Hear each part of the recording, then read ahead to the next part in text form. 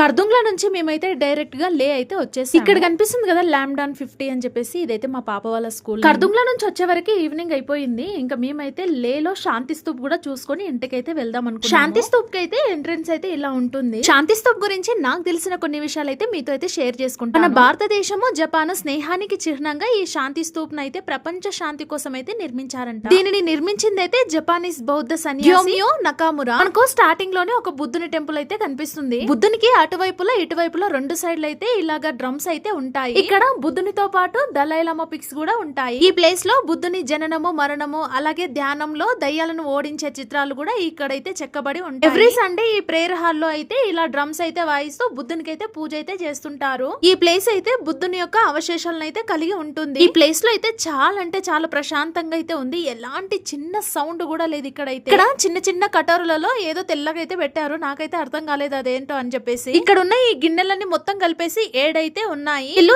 ఏం చేసినా సరే ఏదో ఒక మీనింగ్ అయితే ఉంటుంది కంపల్సరీ. ఇక్కడైతే గోడ పైన బుద్ధుడు ధ్యానంలో ఉన్న చిత్రాలు అయితే కనిపిస్తున్నాయి. నేను ఇంకా అక్కడ కొద్దిసేపు అయితే ఉండి ఇంకా శాంతి స్తూప్ ప్లేస్ కి అయితే వెళ్ళాను. ఇక్కడ శాంతి స్తూప్ ముందల మనకు సత్యమేవ జయతే సింబల్ కూడా కనిపిస్తుంది. ఇది 2 స్థాయిల నిర్మాణము. మొదటి స్థానంలో ధర్మచక్రం, రెండవ స్థానంలో బుద్ధుని జీవిత చరిత్ర ఘట్టాలైతే చెక్కబడి ఉన్నాయి. ఇక్కడ దూరంగా మంచు కొండలు అయితే కనిపిస్తున్నాయి కదా, అక్కడ నుంచి అయితే మేము ఇక్కడ వరకు అయితే వచ్చేసాము. కర్దుంగ్లా పాస్ అనేది అంత దూరంలో అయితే ఉంటుంది. ఈ శాంతి స్తూప్ అయితే ఎత్తైన కొండలపైన ఉంటుంది కాబట్టి ఈ శాంతి స్తూప్ నుంచి చూసినట్టయితే మనకు లే సిటీ అంతా కనిపిస్తుంది. ఇక్కడ శాంతి స్తూప్ కి అటు సైడ్ ఇటు సైడ్ అయితే 2 జింకలు అయితే ఉన్నాయి. మధ్యలో అయితే మన అశోక చక్రం అయితే కనబడుతుంది. ఈ శాంతి స్తూప్ మధ్య భాగంలో బంగారు బుద్ధుని విగ్రహం అయితే ఉంటుందంట. మేమైతే అక్కడ శాంతి స్తూప్ దగ్గర కొద్దిసేపు అయితే ఉండి ఇంటికైతే వచ్చేసాము. వీడియో నచ్చితే ఒక చిన్న లైక్ ఇచ్చి వెళ్ళండి.